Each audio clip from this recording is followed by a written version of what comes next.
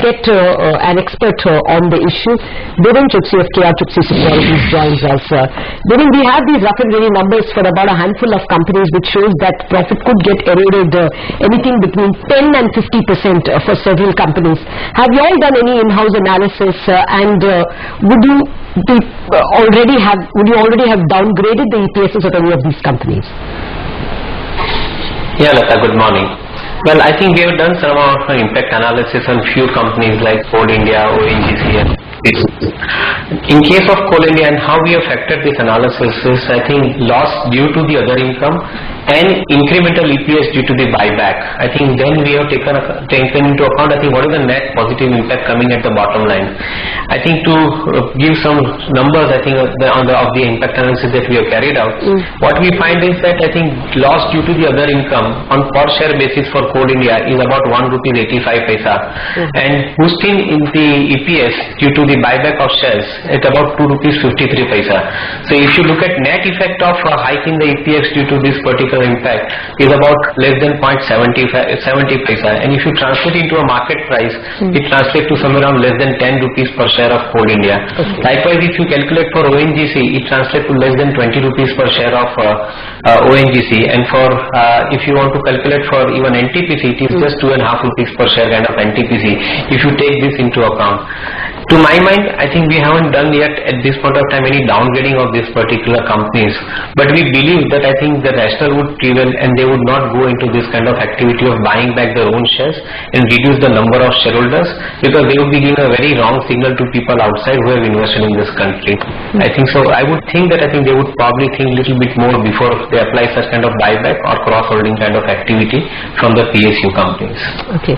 I guess other options like dividends have also been circulating, but we'll come to that question in a bit. My point is, okay, you don't downgrade because you see the share price impact to be minimal, but do you suspect that this is going to be seen as very bad corporate governance by a lot of institutional investors, and therefore these stocks could trade at a further discount to their peers? Would that be any reason for people to sell off?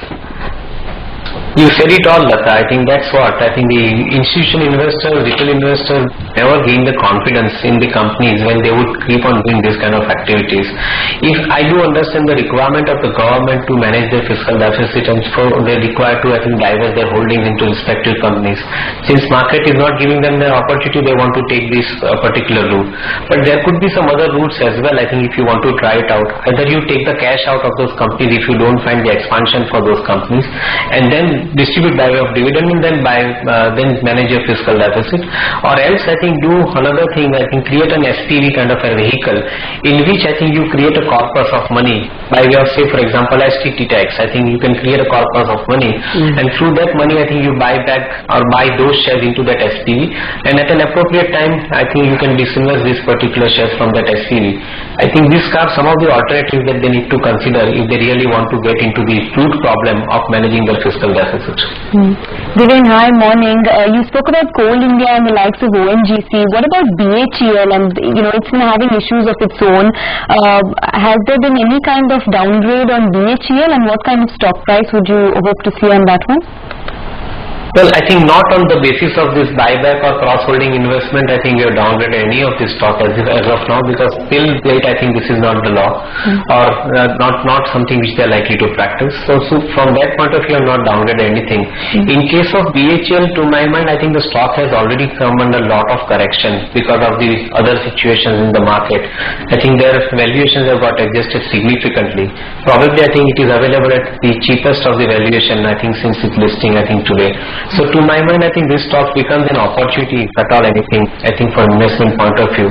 And we believe that at least they have 2 years or 2.5 years of visibility as far as business is concerned.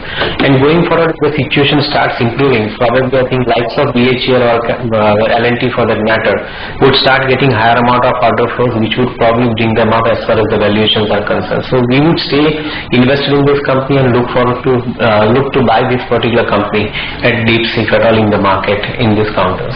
Okay. One more general macro question before I get to one or two stock specific questions. Sonia and I were just discussing, in the past week on the channel there have been several stalwarts who have spoken about softer sales. L&T said that, Infosys of course said it a couple of times, and then today we had even Rajiv Bajaj saying that to achieve the same amount of sales a lot more effort is having to be put in because of the softness of the market. Do you think all that is in the price, or do you expect that in the days to come there will be further sales and profit downgrades even for FY12? Yeah, I think if we delay the decisions, like in case of Infosys, particularly, and even Bajaj Auto for that matter, I think one of the key important factor is, I think, the behavior of the currency. I think we all feel happy that if the currency is depreciated, so they would get the advantage of depreciated currency in form of their exports or forex earnings. But that's not the case, because I think on the other side, when the buyer is negotiating with you on the price, he definitely, I think, takes that particular factor out and he asks for the discounts. So to a greater extent, the companies are not getting that benefit.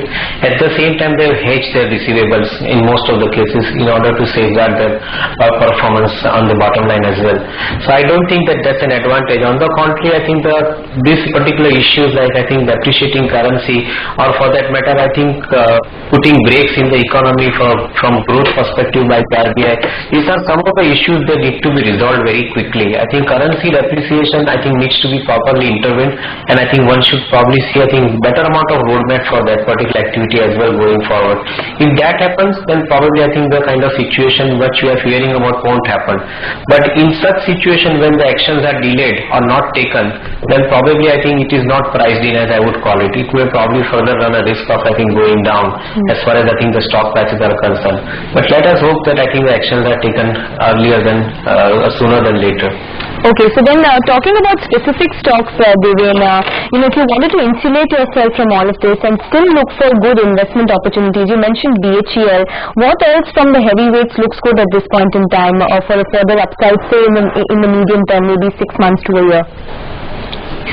Well, I think one of the stocks, I think, which is there in the front line is Reliance, of course, because I think they are probably not getting as much affected due to all of this. Of course, I think the controversies around, I think, and probably that is playing heavy on the minds of the investors. But at the same time, I think this stock is having cash in the balance sheet of around 250 rupees at the end of this financial year. So I think that is a relatively a safer kind of a company, as I would call it, I think, from the top line stocks. Otherwise, I think you may find some of the mid-cap companies which are looking quite interesting from investment point of view. You may find, I think, companies like IndusInd Bank. You may find companies like Glenmark Pharmaceuticals, which probably, I think, goes well at this point of time in the business. And I think some of the infrastructure companies which are in the asset ownership space, like Mundra Port Trust. So some of these companies are not getting affected with the kind of a situation in which we are, as much as I think the others are. So particularly on the mark-to-market provisioning side of forex. So these are the companies which we like from investment point of view. They're relatively safe compared to many of the stocks into the market. One final and very, very quick question. This FDI in cable, are you buying any of the Hathaways or Guns or any of those stocks? Not yet. I think they need to spell out, I think, their inorganic growth plans, because I think the larger benefit will go to the conversion of the customers which are there with the local cable operators. And if you end up picking up some of the local cable operators into your company, which is inorganic way of growing, then probably some of these companies may stand a good chance from investment point of view. Alright, Deven Choksi, thanks so much for joining us on the show.